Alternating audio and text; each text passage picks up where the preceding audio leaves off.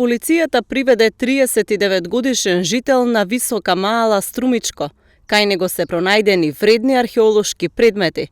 Станува збор за 276 монети, 3 врвови од копје, 10 прстени, како и други предмети кои представуваат добра под привремена заштита или културно наследство или природни реткости. Претресот се случил вчера од страна на полициски службеници од одделот за сузбивање на организиран и сериозен криминал, единица за сериозен криминал и кривични дела против културното наследство, во соработка со СВР Струмица.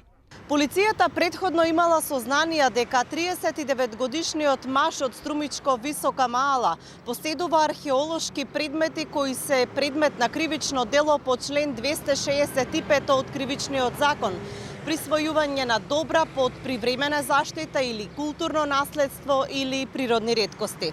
Прегледан е неговиот автомобил Opel Vectra, каде се пронајдени археолошките предмети.